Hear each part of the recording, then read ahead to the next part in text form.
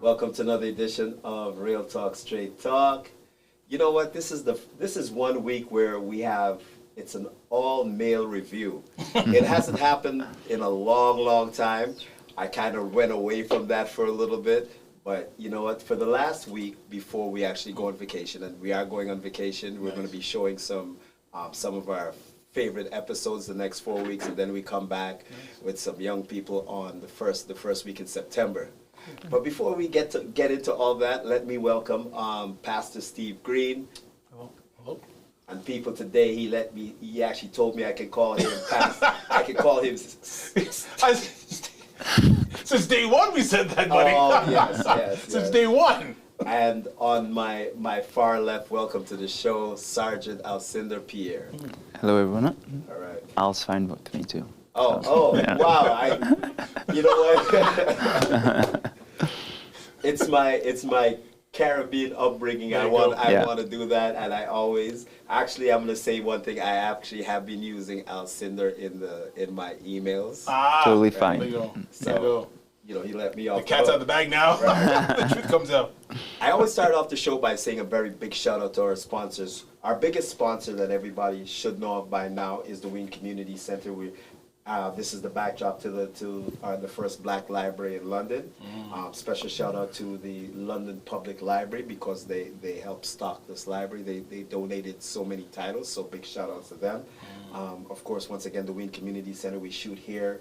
I think now we're down to about twice a month. We try to get out to local businesses. We shoot at the Fix Hair Salon. We shoot at Up Like 7 Barbershop, and that's part of what Real Talk is about, getting out in the community. Well done. Gotta say a big shout out to Pride. Gonna talk about that for just a quick second. Pride Parade was last weekend. We were fortunate that we are their photographers and their videographers. Oh wow. Cool. Big shouts to Jeffrey and everybody that went out and shot this weekend. But this was the biggest turnout that they've had for a parade. I don't know if it was a 2-year layoff or anything, but this was their biggest turnout. So big shouts to Stephen and Debbie over at Pride. Also, one of our sponsors is RBC, Natalie and the crew. Thank you so much. And then just getting back to the local small businesses, I said the Fix, I said Up Like 7 Barbershop. There is Paradise Bar and Grill up on Commissioners Road. And then I'm going to go out of town, 613 area code, Ottawa. Big shouts to Rhythm Movements Community Association. There is the Rhythm Flow Festival coming up on August 5th and 6th, right? 6th and 7th. Rhythm Flow Festival in Ottawa, Flow Seniors. And then I'm going to make my way back into Ontario to Hamilton.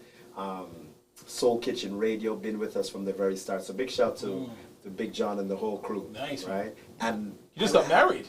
Yes, yeah, yes. Man, he just got married. So let me take a minute to formally recognize on Real Talk Straight Talk, one of our biggest supporters just got married a little bit over a week ago, right? Yeah. So good congratulations once again, Big John, right? So amazing. yes, That's and I amazing. forgot that. Yes, the John Yeah, connection yeah. through Pastor Rob and the whole thing. Yeah, man. Yeah, Yes, Hamilton. yes, That's great. That's yeah. a great radio station. Yeah, man. Well done. Well done. Yes. The last 3 weeks, we've been talking about community groups, community organizations.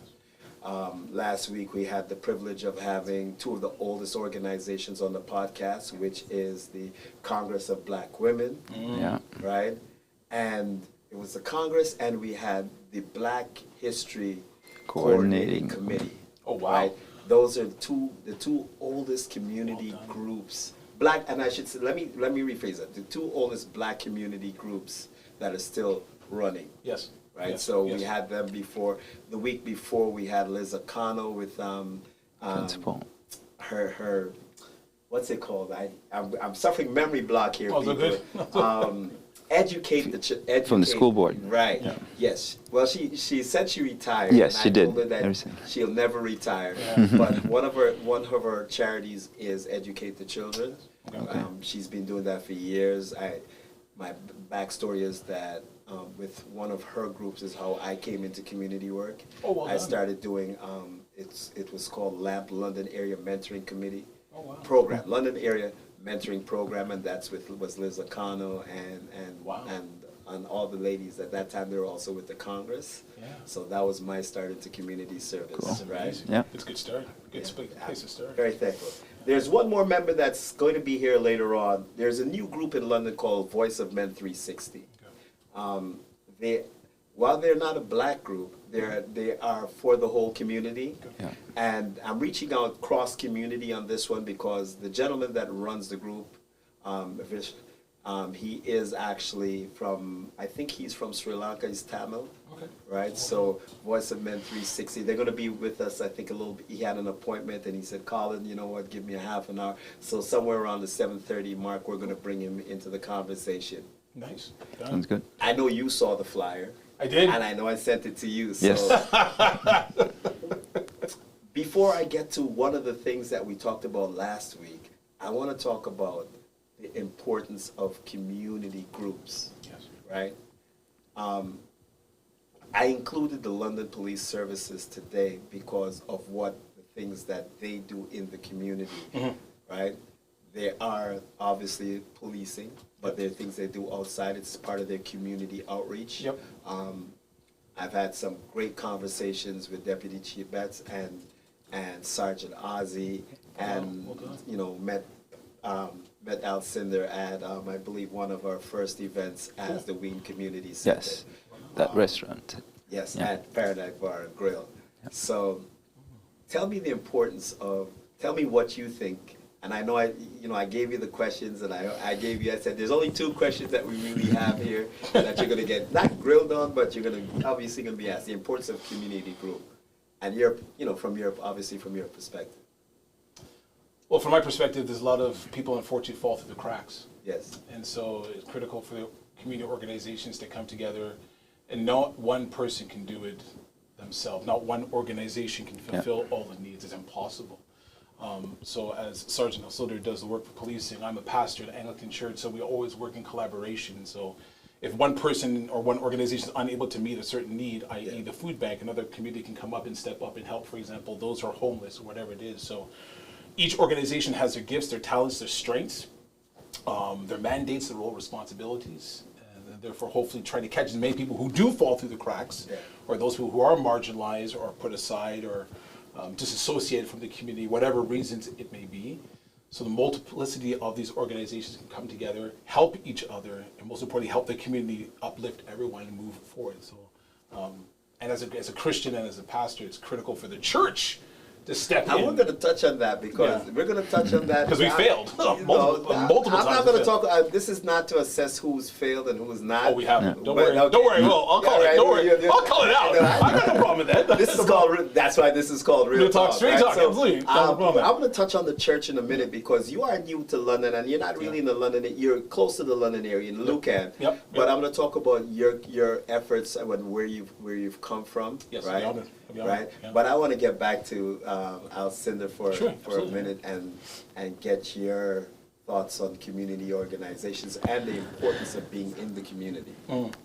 As Pastor Steve was mentioning, it is crucial, and I believe you mentioned it too, how a lot of efforts have been made into small groups of community, but we're not all interconnected to make sure it's throughout. As a result, I know from the 27 years I've been here with the London Police, there's been quite a few initiatives. Most of them are still running today that is trying to bring everybody together, from the Rookie League Baseball, the Joe League Basketball, but those ones were for mostly London housing. But then we have the PEACE program, Police Ethnical Cultural Exchange Program, that has been going on for as long as I can remember. And our highest ranked black officer, Inspector Price, was a student of that program. So he benefited from that, and I'm happy that this is still going on. It's changed its name from the YIPI, Youth in Policing Initiative, to the PEACE program, where now we bring students from the community to get to see what the London Police really is and get them to do community work. So they're out there learning about the station, who works there, what kind of job they're doing, but they're also out in the community helping. So they help with the program called the Rookie League Baseball, help with the kids from the London Housing, the food bank. So they're out learning. Basically, that's how we're trying to bring people together in a lot of ways. A lot of programs. Yeah. And I'm going to touch back on the police, on the police side of things, because last year, Pastor Thomas started a program that you call Community Connect. On Community Connect, we brought on the London Police Services, but it was in a different capacity. It was to address issues, right? And if we're going to call out the police on the issues, then we also have to make sure that they're represented on the other side. That's true. Yep. Yeah. That's why this is real. That's why this is part of Real Talk. We don't just represent one side. On Community Connect, it was our way of holding the police accountable. Yes. There were questions we had a sit-down audience where we allowed people to question. We don't censor anybody. Good. So the questions were genuine questions coming from the community. Now, it's no secret. Everybody knows that there's always, no matter which police department you're from, no matter which city you're in, there's always a stigma and a bias, and it's always been there, especially within the black community, right? There's so many things that have gone into it. We had an extensive series when we talked about Visual profiling? Not just profiling, but we talked about from a few years. Well, we're almost a little bit over a year and a half old. That's real talk. Yes. So we came in and we talked about what started the real movement in black identity in the last few years, which of course happened to be the choking or George Floyd. Right, George Floyd. Right. We talked about the importance of Black Lives Matter for that moment because they brought attention. We recognized that there was an awareness. Yes. But like I said, when we profile the police in that capacity, we also have to understand and see if there's another capacity. And so today is one of those days where we reach into the community and says, okay, yes, I talked to you about your bad yesterday. Let me talk to you about your good today, because people always want to remember the bad. Yeah. Unfortunately, Or get more exposure. Right. Yeah. Yeah, man. Yeah. Right. Yeah. So turning it back, and I'm going to get back because I didn't know there were so many programs that you offered. The one program that I knew for sure was when I came into London and I started DJing again. I played for the Congress. Okay. And the Congress at that time, there was a scholarship that the police used to give out. Oh, wow. And this used to be December. In December, they used to have the Congress had their ball, their Christmas, early New Year's ball. And then part of that was the award show, and yes, and they used to give out, and the police were very prominent there, right? But I only, I focused on that and I left it at that, and now to hear you go over some of those programs, and just for emphasis, I'm going to have you repeat some of those programs, because I want people to really get an understanding what else is going on in the community with the police services. Okay, so I guess we can start with the Rookie League Baseball. So that's run from London housing areas. The community workers within those London housing get the kids together, and the police officer or the coaches, that's how we exchange. So we come and volunteer to coach the kids from those housing areas, and they have the 4 teams. They play, it's a league for them, so that gives them opportunity. We have the Joe League basketball. I'm going to hold on for a second. Let me ask you a question. How long has that been running? Oh, now I was involved in it for 16 years straight, and I believe back in 2000, it started from Toronto. Oh. Toronto had the Rookie League Baseball. That's where it originated. Okay. So it's over, I would say probably 30 years now. Okay, so things that we didn't 27 that I've been, that I know it's been here for sure. Okay. So, and the Joe League basketball is for the older kids, because the Rookie League's from 8 to 11, and then Joe League was, I believe, 15 to 17, because that's when they were in high school. That one, as the kids are getting older, it became a bigger challenge to find an area where they could leave and play in the evening. But I do believe it's still going on, and that's a big sponsor of that. It's been Joe Cool. So that's on the activity side. We also have the Peace Program, where the kids are hired for the summer, and they come to the police station. They get to visit all the areas we work. They get to help out in the community with community events. Like I said, I can't remember the name of the specific one, but I know Luso's involved with them. Yeah. So there's a lot of interconnections with that. We also have the Louis Correa Award. That's the one where the London Black History Coordinating Committee is involved in. Black Women, Congress of Black Women. Yes.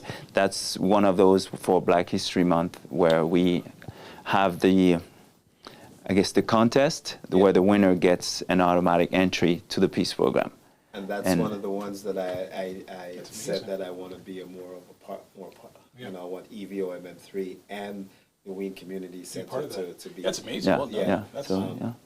Because when you speak of connecting community groups and organizations, one of the things that we try to do, and I'm speaking in my dual role here as the Wien Community Center and EVOMM3. Just so that I know you've known, because we've talked about this from the very start when I wanted to start. EVOMM3 is a community. It's a community platform, and what it's meant is, we said part of our mission statement that we put in for when we were doing our business plan is to community voice, give voice to the black community, and not just voice, but to recognize, and what we said was to recognize the talent in front and behind the cameras. Nice. So even, want to recognize both, because you can't just have it in front of the camera, because behind the camera it's got to be the people that understand you. Yes. So we're trying to develop that, and it is meant to. It's what we like to think of, that this model can be used in any small community, because any small community is going to face the same things as London faces, right? Yeah. The only communities that don't are communities such as Toronto, of course, with their size, right? And then you have in certain places in Nova Scotia, because of black population, right? Then you can talk about Ottawa, of course, Ottawa, Montreal, a little bit. I would go think about. I think Edmonton is a little bit like that. I've gotten a chance to go out there and do some stuff out there, so I know they have that community. But outside of those, right, almost everything else is a small black community, right? Yeah. Hey, right. Yeah. Everything else, right? So I'm gonna get to you now. Right? I'm gonna get to you. It's lighting me up. Here we go. I'm not gonna lie to you. I call you. I call him this is the intellectual version of Christianity. Oh, I am? Oh boy. There's some issues in Christianity then, if I'm the intellectual one. There's some serious issues in Christianity then. Okay, because, and it took, I'm more of, if I have to say, I'm more of the guy that says, okay, I look at the Bible in the sense of, you know, Jesus came and he worked and he was among everybody. So I'm like out in the streets. Yeah, man. I'm the you know, that's my role. If I'm I'm out there. Yeah, I get it. And this is the guy that explains it all. Oh, I don't know. Yeah. We'll find out. Well, I'm gonna let you talk about some of the things that you've done online, and that will tell us where if it's true or not. Okay. Right? Touche. Right? All So we're going to talk about some of your online stuff and in the community. Sure, absolutely. And one of the things that people have to know about Pastor Steve, who I'm now going to call Steve. Yeah, absolutely. There you go. There you go. This is his attire Yeah. every day except for Sunday. That's true. Yeah. Every day Yeah, except for yeah, Sunday. So when he yeah. goes out, this is how. He didn't just do this for this show. This is how he is. Yeah. Right? You usually wear a sweat top on top of this. Right. It's all good. Yeah, You know what I mean? So yeah.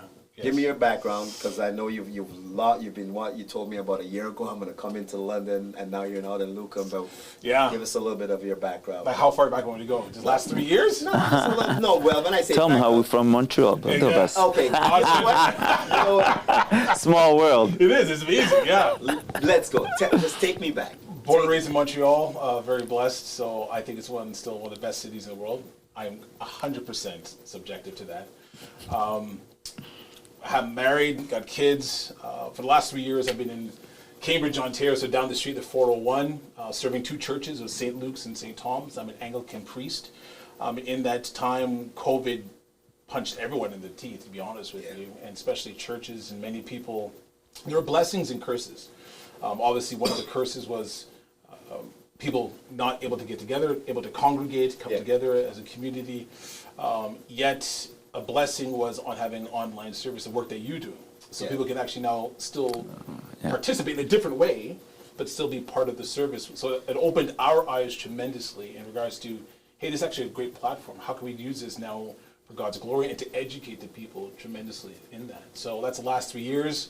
As you said, we moved in June 25th, we moved to London. My wife Tracy is born and raised in London, so we're back here. And then close to Mother Teresa we live, and I'm serving Holy Trinity now in Lucan, which is about a 20-minute drive north, hit Highway 4, just go straight north.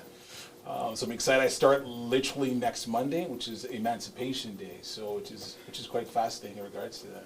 And we got history with emancipation, right? Yeah, man. So Man. Just give a little backdrop to that, where with I believe it was with Pastor Rob last year. Yeah, it was. We had a great service at his church, Bethel Apostolic Church in Hamilton, in which we had a service.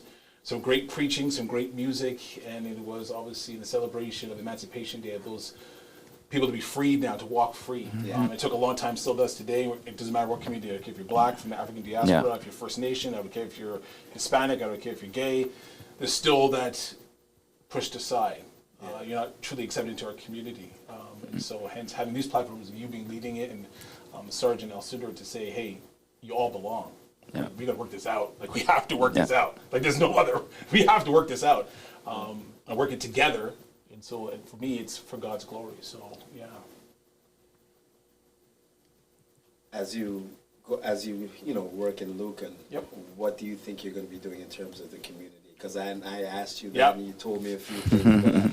I got a lot of it. So back in Cambridge, obviously, COVID kicked everyone in the teeth. We're very blessed to work with Cobb's Bread.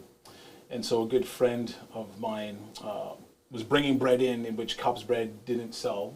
And therefore, we're able to connect with him and therefore go to our churches, St. Thomas and St. Luke's, and say, hey, people, here's free bread, like legit. You want rye bread, pumpernickel, you want white bread, you want whole wheat bread, you want some croissants, you want tarts, whatever you want, it's all free. Come and get it. And so having that ministry start, and I obviously had to leave, it was beautiful to see people come and receive free bread, but also very disheartening to see how many people came for bread. That's a blessing and a curse. You're glad to provide the service, but then you get to see there's a lot of need. Volume of the need. A lot of need. Oh man, I can relate to that. I started walking. Baxter had some surgery and stuff, and I started walking, and when I started walking downtown, I started to see all the homelessness, and it started to hit me in ways that it never before. Because you're driving by and you see one and you see another and you tend to, you're driving, so it's kind of like, bam, you see quickly, it's gone, out of sight, out of mind.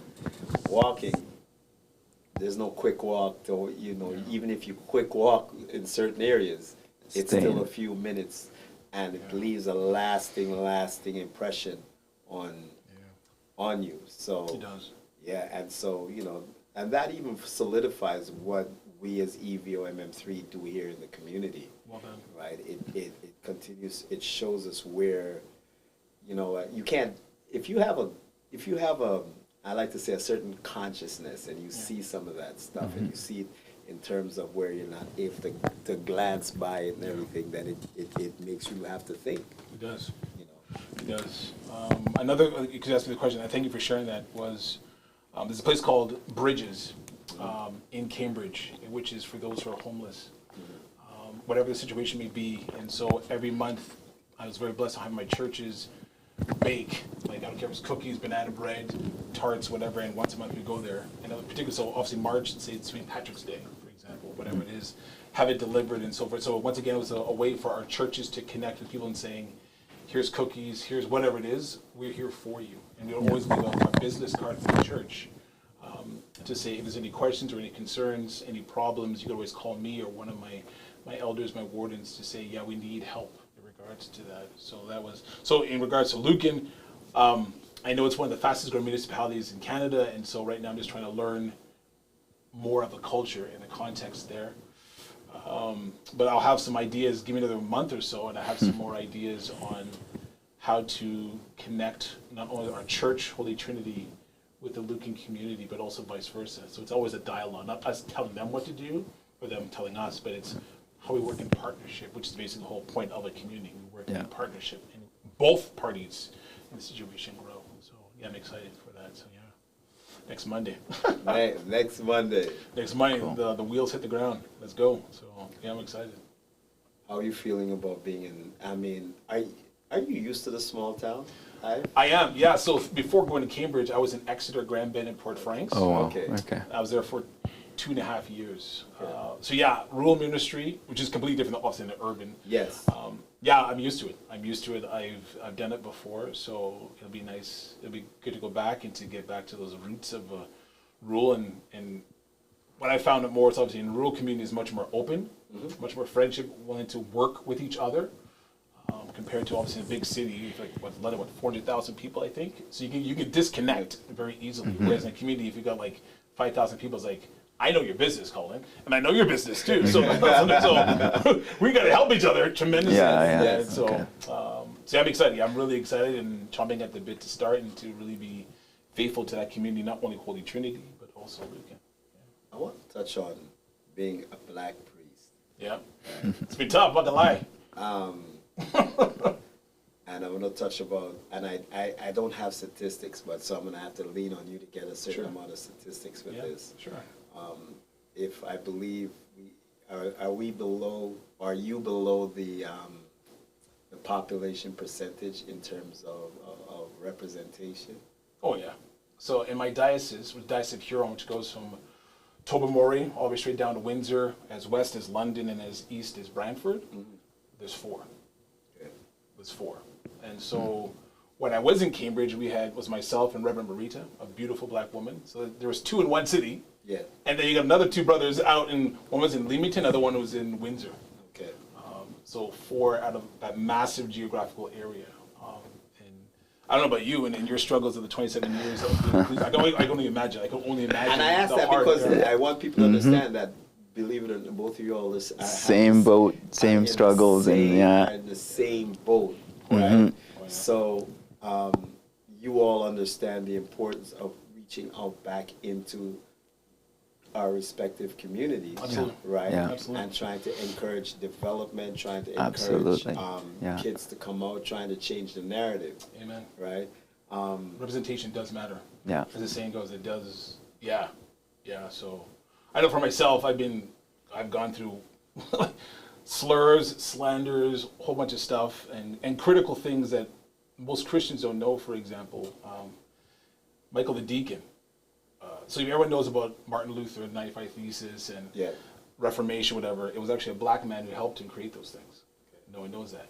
The word Trinity, so Father, Son, and Holy Spirit, was actually a black man who created that. So there's a lot of critical African voices who've done some phenomenal things for the Christian church. And I know from my time in seminary, it was 99.9% of talking about Western or European voices. And we're not going back in time to Africa and saying, hey, we got some brothers and sisters from Ghana. Got some brothers and sisters from like Egypt, Ethiopia, and so forth. And they're like, oh. So yeah, it was a trek. But once again, it comes to education and community working together once again in that. So yeah. I called you the intellectual side of Christianity.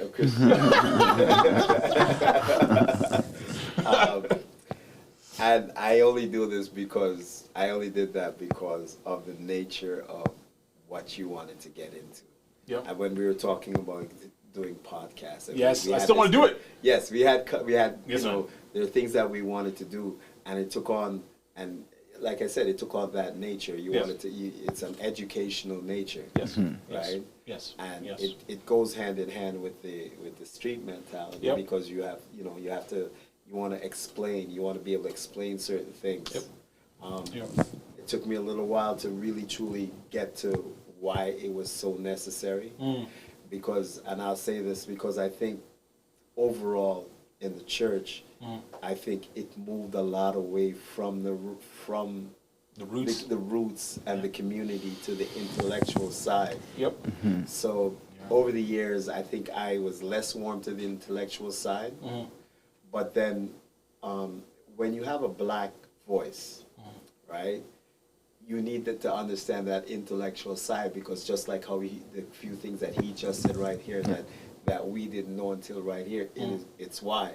You can look at it through a lens, and when you hear that Pastor Steve is on the intellectual side, oh, he just went the full way of the church, right? And that's one lens to look at it through. True. And the second lens is, okay, so there's the black aspect that the church, just like that's like a lot of other, I should say every other, but just like a lot of other organizations, they kind of gloss over the contributions of the diaspora. Right?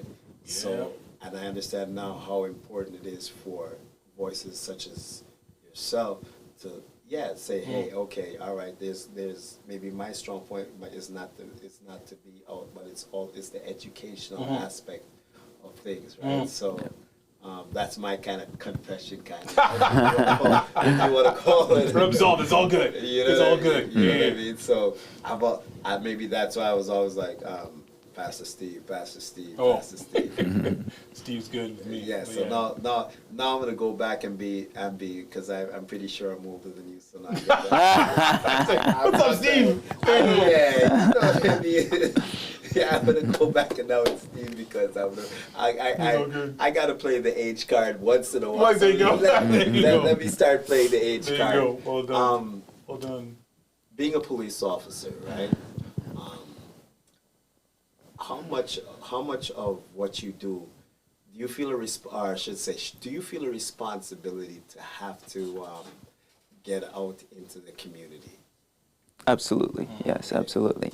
And it's interesting because we were talking about that just before we started, how fortunate I felt leaving the military to be part of a diverse community and having found it in London and in various ways. I happen to have been a school resource officer for several years, where I would be one of the officers going to the schools and seeing how diverse kids would be like almost shocked. Oh, really? This is different? And then at one point, we met Leroy from Luso, who was a black man who went and did lecture in the schools. And we thought, this was so wild.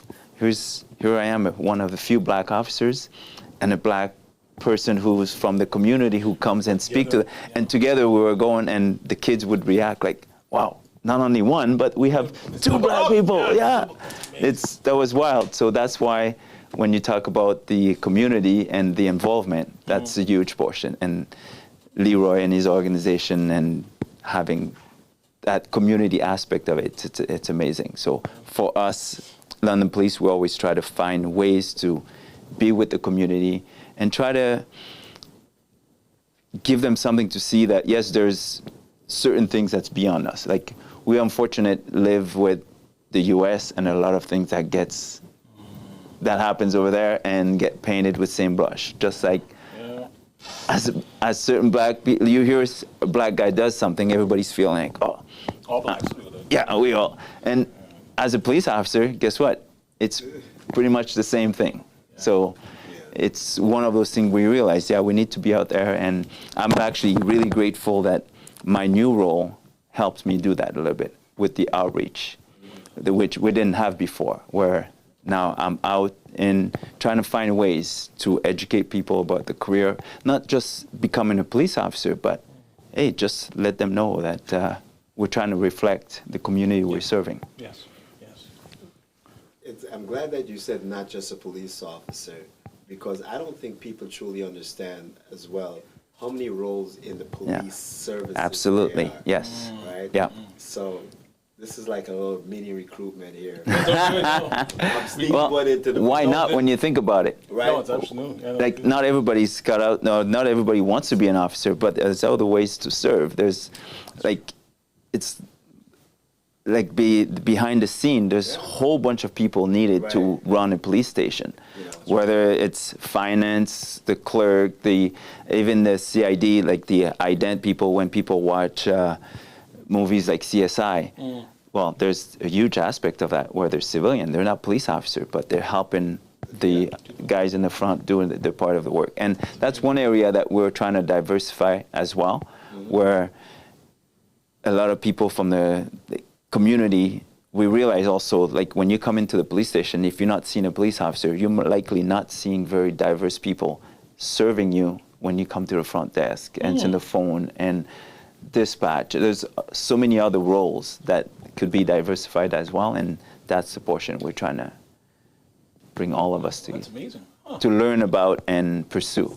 Guess what? There's even hope for me, because I happen to know they have a video department and Really? Are you looking for it? audio. So Yeah, the IT is huge nowadays. Right? Like, it is. You got an angle now. Look at that. I got a potential cameraman for you. He's I saw that. You might be That's a tech happy. man. You know, that's I'm angry Cool. for him. I'm a little older now, so maybe I won't get that job. But there's hope for him back there. Well done. But does he know that we have Spirituality or a chapter? well, we have several of them. Oh, nice. With several faiths that are represented. Yeah. So Well done. the connection, that's it. We're gonna have to get connected, and I yes. This is fantastic interview. I love this thing. Here's the thing. So what he's saying is, at the end of the show, right? I'm getting his number. Not only get his number, relax. Tomorrow morning, both of us get up and go put in our application. Exactly. Sergeant Alcindor said yes. Done. Yeah, Hey, we're here to serve the community by all, So, bring. Well done. So all I have to say is Sergeant Alcindor. That's it. That's all I need. Doesn't work that way. Not that way. So you're Open the door. Make sure level playing field, and That's fair. Level playing field. That's fair. Respect that. Well done. I love Montreal. I love what I love about Montreal? The scenery, especially in Montreal itself. The buildings are, I kind of think the buildings are beautiful buildings. Right? Yeah. And my second best is the university. Oh, McGill? Up the hill. Oh, McGill. Yeah. Up the hill. I like going up the hill to the university. Yeah. Well done. I used to play ball in LaSalle. Oh, well done. Okay. Right, so that was my little connection with. Well done. Cool. Got a chance to play, because there used to be an AAU circuit that rolled through Montreal. They did. Yeah, there's an AAU circuit that came through from. It came through from the U.S. Right? There was Buffalo would come down, so Toronto teams would. There were a couple of Toronto teams that played in Buffalo. There were a couple of Toronto teams that played in Detroit as well. Because right, and it used to be Montreal, Toronto, and like I said, Montreal, Toronto, Buffalo, Port Huron, and right? Mm. Yeah, and so during the summers, there would be about 8 or 9 tournaments. Oh, wow. Yeah. So every week you're going to Every week there's a tournament, right? A couple community centers got involved with it. There used to be in Toronto. It used to be the Replan Heights Community Center. Area used to be called Jungle. Used to be, Oh, wow. yeah, that was the Bathurst area. So there, a couple of the older cats from Bathurst, they had a team out there, and then there was a team. There used to be a team up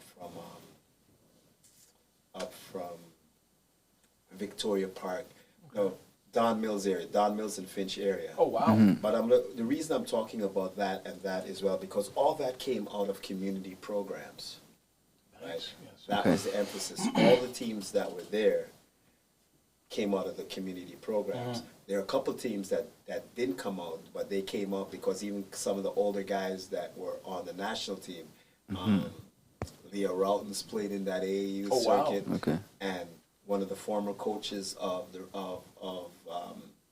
national team, Jay Triano. Yeah. Okay. Jay Yeah. Triano. Came out as well. Yeah, Jay Triano played with, I think, a gentleman that died a little while back. He was was one of the captains of the Canadian national team, Eli Pasquale. I remember him. Yeah. Yeah, Eli Pasquale. Yeah, they Dang. used to play for a team. I think the team was called Estonia because Estonia had a team, and you know, Wow. so but the black teams that came out of there were 3. There was one that I played for. I can't remember the name, and then I switched and went and played for an American team because I was down there a lot, so I got to play. Okay.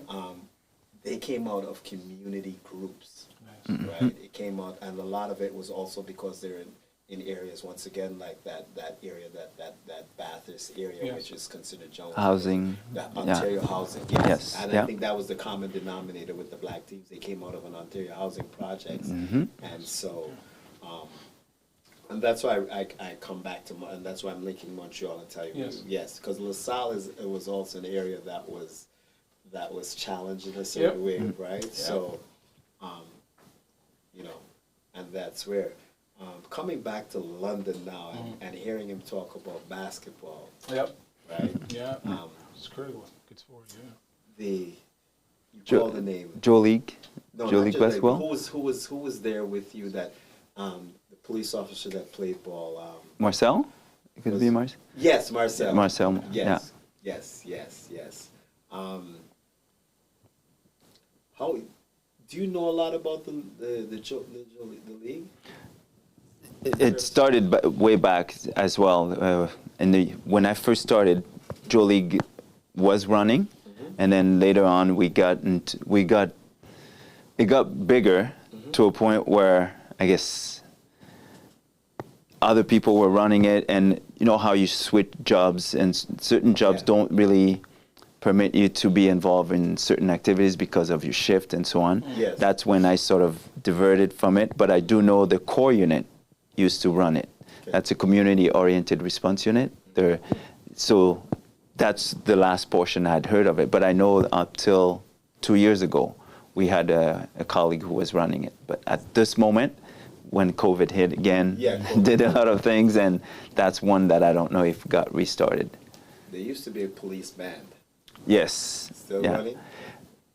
That portion, I'm not sure either, because Marcel was on that band Yes. too for a long time. I know that because in Kipps Lane, a few years back, there was the Jamaica Day celebration, and I got to shout out the Irie Market and Rose's Tree of Life because they are coming back with that this year. So, Oh, wow. So on August the 6th, Saturday, August the 6th, celebrating 60 years of independence. Yes. Kipps Lane area. Nice. We're Okay. going to have it back in the parking lot. I'm officially going to talk to I'm putting him on the spot. I wasn't it just because it hit me, so it wasn't intentional. I'm just going through because I'm a part of that, and I realized that I'd like some police presence in terms of. I know the band, probably a month ago, Yes. they were looking for a band member for a new position. So that's why I know it's still running then. Okay. Yes, yeah. But I'd like the police involvement to talk about Jamaica Day. I'm going to talk to you privately after. Okay, yeah. Because once again, Jamaica Day, Yeah, it's critical. there is the coming to London is also a flag raising ceremony. Yes. Okay. Right. For Pastor Tom. So on August the 5th, right here, right 2 spots, the mayor's office, and then right here at the Wayne Community Center, the Jamaica flag is going to be raised. Oh, right? cool. Nice. Yeah. The consulate is coming to the mayor's office, Wow. and there's going to be, book signing. Yeah. We're fortunate that we're a part of that in the sense that we also get to video and be the Yeah. official photographers for that. Cool. And then it makes its way here for an informal get-together. The mayor's coming back, the consulate's coming back. There's going to be a music. Big shouts to DJ Max when he's going to be here. Well done. And this is the first time an event like this in terms of it reaching the mayor's office and the type of reaction we're getting. This is the first time it's going to be done in London, Ontario. So Wow. big shouts to Professor Smith, Professor Omar. He's been instrumental along with Pastor T. Yes, Omar yes, yes, approached yes. Pastor T about doing this, and they got together and went to City Hall and Got it done. and got it done. So Got it that's done. right. Well done. So the 5th Wow. is here, and then the 6th is Kipps Lane, right? Okay. So that's one. Okay. Okay. Right. We've got I think we've got something that we'll show at the end, but Okay. those are things that's also in the community, Yes. right? Like I said, this is going to be the last community show, and we are going on Vacation. Vacation. vacation, right? Yes. And then actually what happens when I come, when it's over, it ends my term as the kind of like the guiding force behind Real Okay. Talk, Straight Talk. There's some new people coming aboard. So I got to say big shouts to Melissa. Okay. Melissa Alder, she's So you're no longer the host? no, I'll still be here, but the creative aspect of it in the sense okay. of we're getting thankfully we're getting bigger. Well Oh, done. cool. Yeah. We're actually moving into, we've got bigger in terms of production. Good for you. As I said, we've got a couple, there's one contract that we know we have is the Pride contract. There's Yep. obviously we have a contract with the Ween as well. Yeah.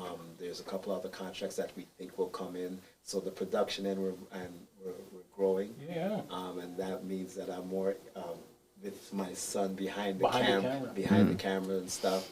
And there's some ladies coming in. Angel has been on the show. She's been a host, so she'll be here with Michelle. Michelle is Yeah. the cog. the glue. The glue, right? Yeah, And so yeah. it's Michelle, it's Angel, and Melissa and Tammy. They're the ones that are going to done. be the brain thrust behind the show. And the only show that I know I'm doing is I wanted a younger demographic. Got into a great conversation about not only community work and policing Yes. with 3 individuals about 2 weeks ago. Wow. Went to a meeting, and the conversations that came out, I got asked a couple questions on life and stuff, and I said, you know what, because I've always wanted to introduce a younger dynamic in the show, Yeah. so the very first show is going to introduce that younger dynamic, and Nice. we're going to try to spin them off in their own thing, because Cool. we want all yeah. all age groups to be represented, Yeah. right? Yeah. And I had enough Good for for me. you, Colin. I had enough for me too, so yeah, you know what I mean. I had enough of me, so let them come in and do some stuff. So I get to 100%. talk about what's the future in terms of September, what's coming in September for the show, the latest for you, version, man. Yeah. and all that stuff. Cool. We're also going to touch Pastor T is going to come back with Community Connect. That's where we bring back Deputy Chief Betts. Okay. And because there are areas that I don't really want to touch here, I want to save it for that because, like I said, this is all about the community. This is all about the community work, right? Yep. Yeah. So, I'm going to talk. I don't know. We were supposed to get Sivan, and I'm going to get my tech guys to see if we can pull up the picnic. Pull up the picnic flyer. It was supposed to be up last Sunday. So, yeah, hit me up on the stills with that one, right? So people, this was supposed to be last Sunday, and of course it rained out. So it's going to be this Sunday, Nice. right? So this Sunday at Springbank Park from 10 to 3, Voice of Men 360 is holding their very first picnic. It's going to be an annual thing. It's their very first. Voice of Men 360 is a men's group that focuses on men's issues. Doesn't mean at the picnic that they just want to see men. Whole bunch Yeah. of Right. Yeah, no. it's just one of the things that has come out in the last little bit is the mental aspects and how we as males, we're the last persons to want to talk about our mental issues. And there's so many things. So there's a dedicated men's group, and they do a lot of things, and they talk about fatherhood, they talk about just a whole positive, right? And so I thought he would get here in time, but obviously he didn't. So we're going to talk about, like I said, this Sunday, Springbank Park. Please support Voice of Men 360. Look them up online. They're there. They've got Facebook. They've got a few other social media. So please check them out. That's awesome. And we've got one more event that I'm going to talk about. And hit me up with put that one up for me. And we're going to showcase once again the Jamaica, the flag raising. So give me the stills for that, please. All right. So Jamaica Day Jubilee flag raising ceremony, Friday, August 5th. The first part starts at 2 p.m. At 2 p.m. it goes to the mayor's office, and then they come here. We've got a call, and keep on playing. We tend to take those calls. So hit me back up on the cameras, and I get to say real talk, straight talk. Who am I speaking with? Hi, how is everybody? Everybody's fine. Big shouts to Pastor T. She wasn't satisfied that we brought her on and gave her the community group. And we also Pastor T, right? Yes. I'm asking you to give me a few minutes because I just talked about the Voice of Men 360 and their picnic this Sunday.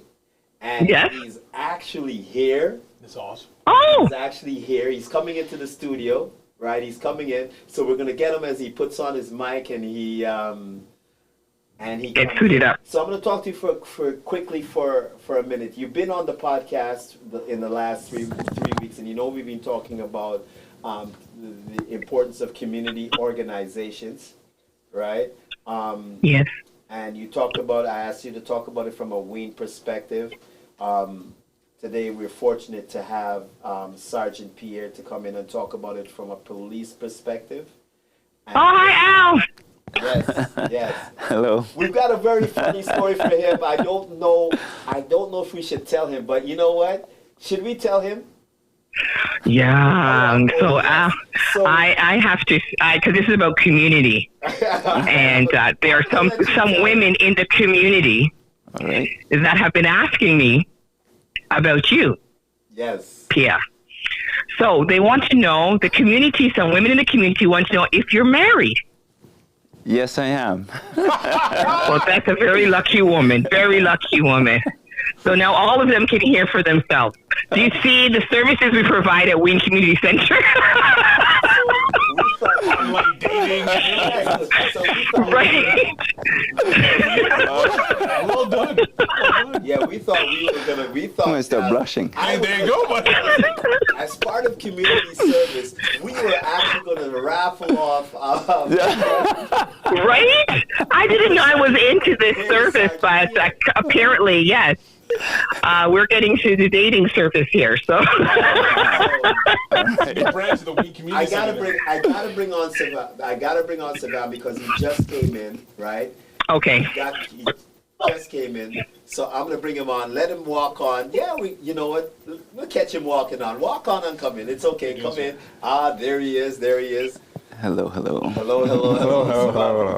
How are you doing? Good, very good. How are you guys? Great. Blessed. Very blessed. I'm going to let you ask you a little bit about the Voice of Men 360. Give us a little rundown. I tried to do my best and talk about it because for the last 3 weeks I've been talking about the picnic. Unfortunately, the picnic was canceled, but it's back. You said it's this Sunday. This Sunday, yeah. Okay, so give me a little rundown on the Voice of Men and what. Yeah, tell me everything about the Voice of Men. Voice of Men basically is we are what we are. Yes. There's no voice for men.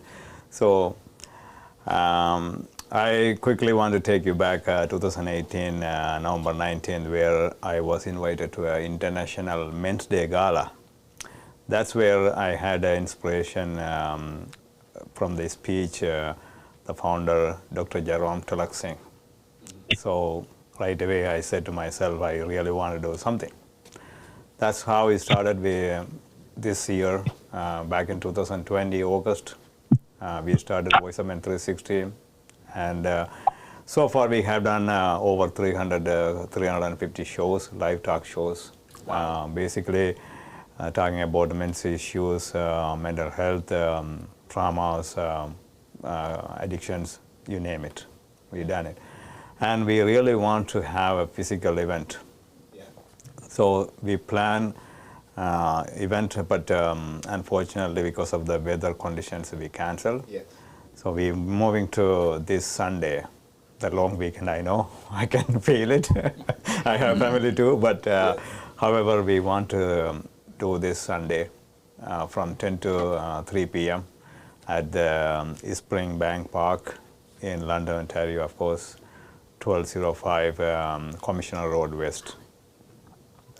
They're going to throw me in a T-shirt, and we've been talking about these T-shirts for the last week, and unfortunately, because we are almost at the end of our show, but I want to thank. We're going to get you back because, and it's probably going to be September and October. We're going to do one more episode, I believe, on because one of the things that we always have to pay attention to is the community groups and try to give them the recognition, right? Mental health is something that we always have a semi-regular podcast over. There's a podcast that Pastor T has, and she has her Community Connect. She did one today. Yep. She's even better than me. She's got a younger demographic before I got the the 7-minute one? Yeah. Yes, you watched it today. I did. So I'm very envious, right? You shouldn't be envious, man. Everyone has their skills and gifts. I'm very envious, right? Because I want a younger demographic, and she shows up and she gets on and she's smiling and she goes, I got over here, I got over here, and at that point, there is. We can share. Yeah, there is interdepartmental jealousy. It won't get beyond because she's my boss and something. So that can't go far, right? But I'm gonna introduce everybody here to this T-shirt, right? And I get to show it. It's called Shine Your Light on Black Excellence. All right, hold on. Yeah, my camera guy. Woo, there's my camera guy. I get to brag about my son again, camera guy. Shine a Light on Black Excellence is a T-shirt that is made for, of course, to shine a light on Black excellence. But the idea behind it is there are so many Black organizations out there that what we wanted to happen was them to sell this T-shirt. One of the things that the proceeds from this T-shirt will go to certain things, like at the end of summer, we want to give away back to school kits. Nice. Right? And I wanted it to be a united effort, not just a EVO MM3, not just a Wien Community Center. Wanted to be a united effort so that, yes, we print the T-shirts, but we'd like the groups to get together and sell the T-shirts for that particular project. There is a series of T-shirts that are there. So this is the first of about 5. And what happens is we move from project to project. Now, for the community groups that get involved in this, what we're saying is the next project, the name's going to a hat, and the next project could be your project, or it could be your project. What happens at that point is everybody tries to sell the next T-shirt so that it goes to that project. Nice. And that's my way of getting the community, the collaboration. At some points I want to be able to make it so that even on top of putting money together, we can put money into something else for that. But right now it's going from project to project, and it's not all going to be, like I said, a Wien or a EVO MM3 project. But it's just the first one we wanted to do something for back to school. And so that's one of the things, that's one of the ways. So yes, Shine a Light on Black Excellence. T-shirts on sale for $25. Proceeds are going to back to school kids. So I wish I could have gotten you here a little bit earlier, but I'm glad to have you. I'm glad you got to We just finished a men's group meeting, Yes, 7:30, so that's why. I know. There is some things, Pastor T. Yeah. I but I have to leave it for the time being. I want you to give us a quick rundown on. Actually, you know what? I'm gonna ask Sivan this question because I didn't ask him the importance of community groups. I'm gonna let you two get the final thoughts on the importance of community groups. Sivan, answer that question for me. It is very important that from my understanding, my knowledge is whatever we are learning, we are getting from the community. So we are giving back to the community. Why? Because some of us, or many of us, most of us have a privilege, but there are many people, they don't have it. So how we can empower them? This is one of the ways that we can empower. We are here, different communities or different people, individuals. So how we can empower them, other people. We don't want to just grow ourselves. We also want to bring the other people, whoever doesn't have that the privilege or the luxuries that we have. Right? So that's what the community all about. That's the word. Thank you. And Pastor T, I'm gonna let you end by telling us once again the importance of the community groups. Did I say? I said community, not community. Community groups and organizations. The importance to me, I have to say, community groups and organizations is exactly that, because having a common denominator and growing together and making sure that we can hold that synergy and grow, making sure each voice has an is being heard. Yes. And I know we're kind of having a little. There? Yeah. Yes, he's here. We're having a little. I'm not hearing you as clearly, but we got the last part of it is making sure everybody's heard. Right? Yeah, voices are heard. It's essential. Yes. Pastor Steve, can I just say hello to Pastor Steve? Yes, you can. How you doing? We can't raffle him off because he's married too. And I get shot. I get shot by Tracy. So we ain't doing that. We ain't doing that. I know that. I'm getting labeled right now. And it's none of my doing. I passed the. Okay.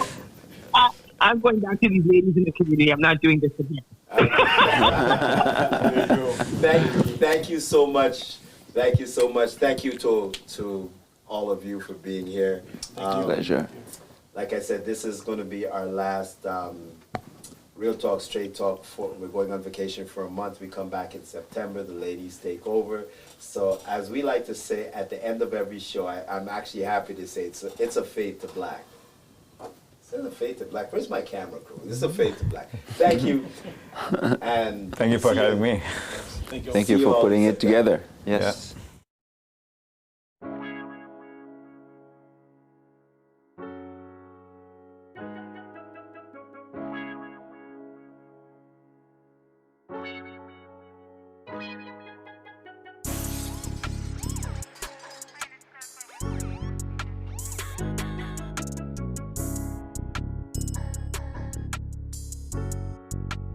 Crazy on the beat.